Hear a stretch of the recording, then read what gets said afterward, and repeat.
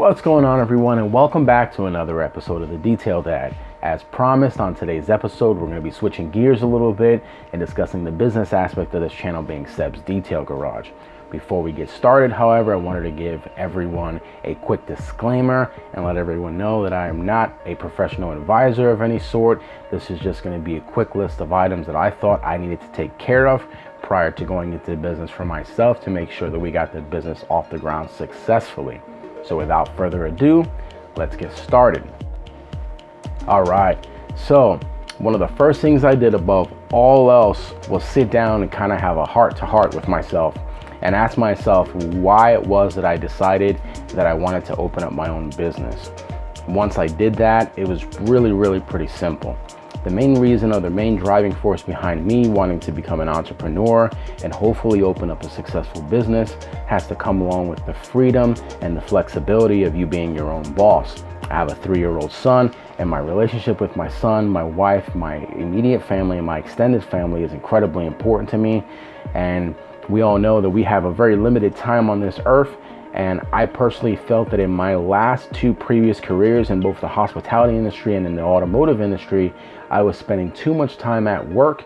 And when I wasn't at work, my mind was at work. As a father, that no longer worked for me, and I needed to make a change.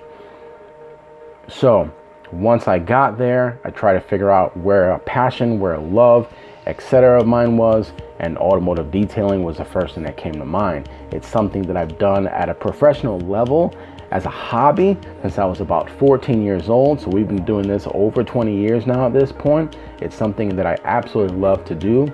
I've never stopped being a student of the craft. I continue to educate myself on the subject.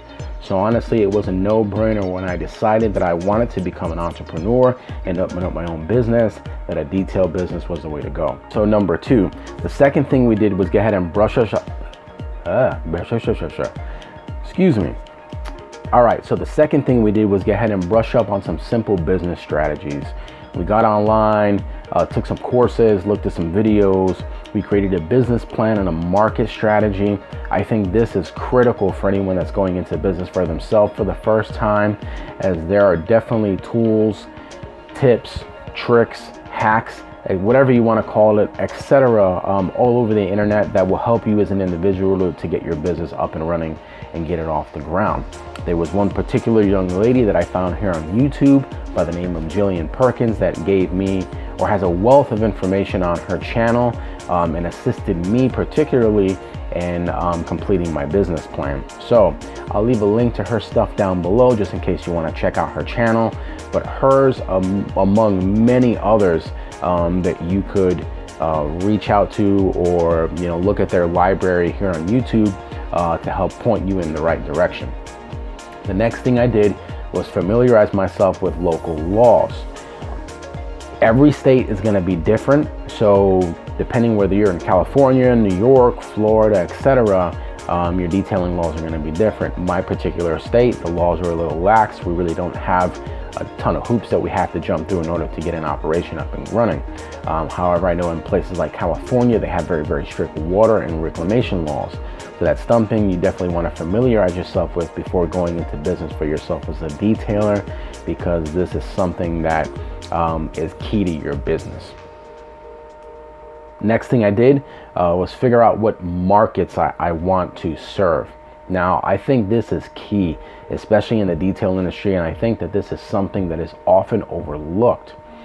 Whether you are a Saks Fifth Avenue or you're a Marshalls, you have a particular market that you're going to cater to at that point. If you're a Marshalls, you're not going to try to cater to that customer that shops at Saks Fifth Avenue, and vice versa.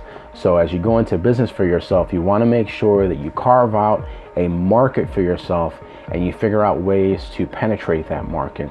Because if not, you're just going to be taking shots in the dark. You get a hit whenever you get a hit, but most of the time they're going to be misses, and you're going to have a hard time turning leads into revenue. So you've got to figure out a market you want to carve yourself into, and then figure out ways to capture business within that market. All right, so the next thing we did, which kind of piggybacks on the last 2, is that we went up and set up any proper insurances, licenses, We got the business set up as an LLC because the market that I'm trying to enter will require it. And we also went ahead and got with the IRS and get our EIN set up. Though at this point, it's not required because I'm a sole proprietor. I do not plan on being a sole proprietor that much longer. I do plan on hopefully having employees within the next 12 months, as well as the fact that I'm now set up with an LLC.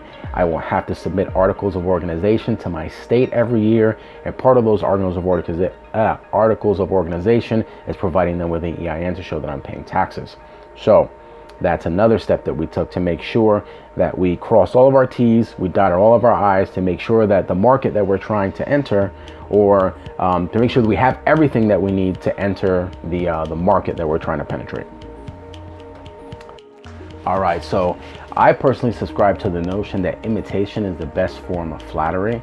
So one of the biggest pieces of advice that I can give anyone that's trying to get into the business world would be to try to find yourself a mentor. Try to find someone that's already crossed those bridges for you, and see if they're willing to be a mentor for you. See if they're willing to help get you off the ground and pass on the wealth of information that maybe they've earned while building their own business. I know that personally, in interactions that I've had with previous business owners, they really enjoy that stuff. They really enjoy passing on their information and helping other people become entrepreneurs as well.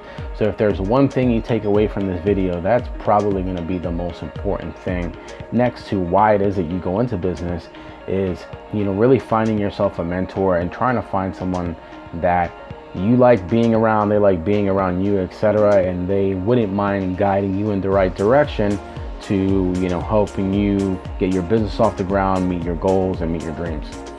All right, everyone, so that about wraps it up for today's video. I really hope that you enjoyed today's episode and it provided you with some sort of value. Rest assured that there will be tons more videos on the Detailed Dad channel, specifically going over the business aspect of Seb's Detail Garage, and specifically being a detailer. If you like what you saw today, please consider subscribing, hit that bell notification icon so you get notified anytime we drop new content. Thank you for stopping by Detail Dad, and we'll see you next time. Take care.